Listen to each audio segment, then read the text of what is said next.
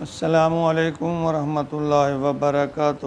پیارے مسلمان بھائیوں، بہنوں، بیٹوں اور بیٹیوں، میں غلام مصطفیٰ اللہ اور اللہ کے رسول کے پیغام کے ساتھ آپ کی خدمت میں حاضر۔ آج کا ہمارا سبق سورہ ہود آیت نمبر 42 اور 43 پر مشتمل ہے۔ اعوذ باللہ من الشیطان الرجیم، بسم اللہ الرحمن الرحیم۔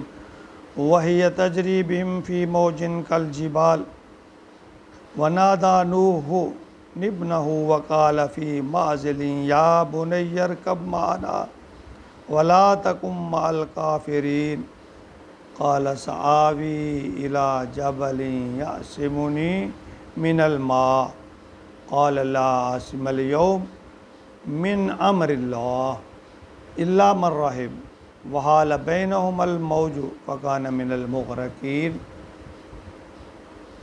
پچھلی آیت میں جو فرمایا کہ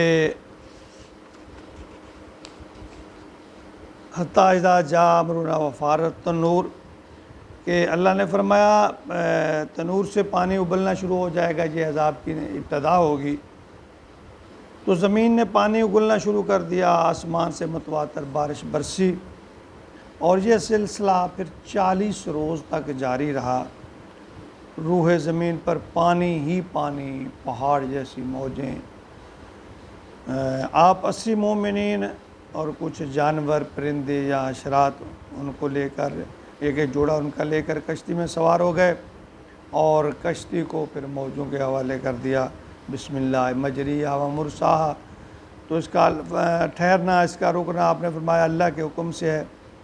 تو ان آیات میں نوح کے نافرمان بیٹے کا ذکر ہے۔ فرمایا وَهِيَ تَجْرِي بِهِمْ فِي مَوْجٍ كَالْجِبَالِ، اور وہ چل رہی تھی جب ان کو لے کر پہاڑوں جیسی موجوں کے درمیان، فی موجن کالجبال، پہاڑوں کی طرح موجیں، بہت اونچی اونچی موجیں۔ وَنَادَى نُوحٌ ابْنَهُ، تو نوح علیہ السلام نے اپنے بیٹے کو پکارا، وَكَانَ فِي مَعْزِلٍ، جو وہ ایک کنارے پر کھڑا تھا، یا بنی ارکب معنا، اے میرے بیٹے آجا ہمارے ساتھ اس کشتی میں سوار ہو جا، ولا تکم من الکافرین، دیکھ کافروں میں سے مت ہو، کافروں کے ساتھ مت شامل ہو، آجا اس کشتی۔ نوح اپنے بیٹے کو یہ پکار رہے ہیں، بلا رہے ہیں کہ بیٹے آجا تو بھی اس کشتی میں سوار ہو جا۔ قال سآوی، تو اس نے کہا سآوی الی جبل یعصمنی، میں اس پہاڑ پر چڑھ جاؤں گا، یعصمنی من الماء، جو مجھے پانی سے بچا لے گا۔ یعنی وہ بدبخت پھر بھی اپنی ضد پر قائم رہا، کہنے لگا میں اونچے پہاڑ پر چڑھ جاؤں گا، اور یہ پہاڑ جو ہے مجھے اس عذاب سے، اس سیلاب سے، مجھے اس پانی سے بچا لیں گے۔ قال لا عاصم اليوم، آپ نے فرمایا، نوح نے فرمایا آج کے دن کوئی بچانے والا نہیں ہے، من امر اللہ، سوائے اللہ کے حکم کے، الا من رحمہ، جس پر وہ رحم کر دے، جس کو بچا لے۔ نوح علیہ السلام نے کہا کہ آج کے دن اللہ کے غضب سے یا اس عذاب سے کسی کو کوئی نہیں بچا سکے گا، ہاں جس کو اللہ چاہے وہ رحم کر دے اس پر۔ وحال بینہم الموج، ایسی اثنا میں یہ باتیں ہو رہی تھی کہ وحال بینہم الموج، ان کے درمیان ایک موج حائل ہو گئی، فکان من المغرقین، اور وہ غرق ہو جانے والوں میں سے ہو گیا، یعنی وہ غرق ہو گیا۔ تو ان آیات میں ایک سبق جو ہمیں ملتا ہے کہ اللہ کے نزدیک حسب نسب کی کوئی وقت نہیں ہے، صرف ایمان اور اعمال ان کی قدر ہے اللہ کے ہاں۔ حسب نسب کا اگر تھوڑا سا بھی اللہ کے ہاں اس کی قدر ہوتی یا اللہ کو لحاظ ہوتا، تو نوح کی بیوی واحلہ اور ان کا بیٹا کنان وہ غرق نہ ہوتے۔ تو ہمارے پلے ہم ذرا اپنے آپ غور کریں، ایک تو ہمارے اعمال جو ہیں وہ زیرو ہیں، اور دوسرا ہماری بخشش اور جنت کی ذمہ داری ہمارے پیروں نے، ہمارے وڈیروں نے لے رکھی ہے جی۔ جب پیغمبر اپنی بیوی کو نہیں بچا سکا، اپنے بیٹے کو نہیں بچا سکا، تو یہ لوگ، یہ پیر اپنے مریدوں کو بچائیں گے، بلکہ یہ بہت سو کو جہنم میں لے جائیں گے۔ یاد رکھیں، یہ بہت سو کو اپنے ساتھ جہنم میں لے جائیں گے۔ اللہ کا رسول، اللہ کا نبی، یعنی اپنے بیٹے سے کہہ رہا ہے، وہ بیٹا باغی ہے، تکبر میں ہے، کہہ رہا ہے کہ نہیں نہیں کوئی پرواہ نہیں، میں تو پہاڑی پر چڑھ جاؤں گا۔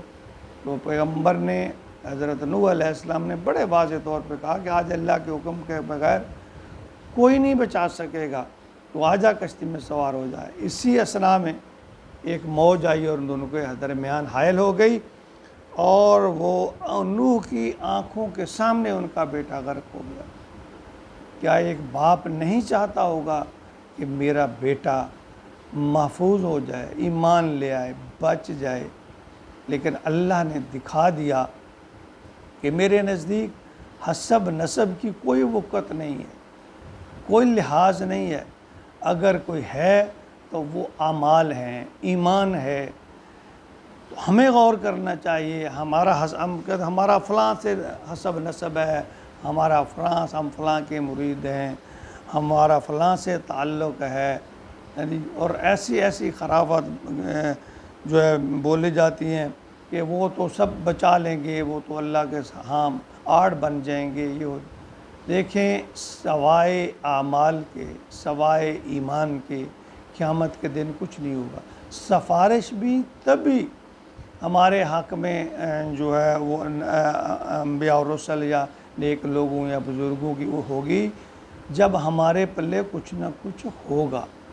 یعنی اگر ہمارے پلے پہلے ہی کچھ نہیں ہے، ہم اللہ کے ساتھ مقابلہ بازی کرتے ہیں، اللہ اور رسول کا کہنا نہیں مانتے، دین کو اپنی مرضی کے مطابق ہم نے چلایا ہوا ہے، اور اس میں آسانیاں اور مشکلات ہم نے اپنی مرضی کے مطابق پیدا کی ہوئی ہیں، تو پھر نہ تو کسی ولی کامل کی، نہ کسی نیک کی، حتیٰ کہ نبی پاک صلی اللہ علیہ وسلم کی بھی اطاعت ان کے لیے نہیں ہو، سفارش ان کے لیے نہیں ہوگی جو اللہ اور اللہ کے رسول کی فرمانبرداری اور اطاعت نہیں کرتے۔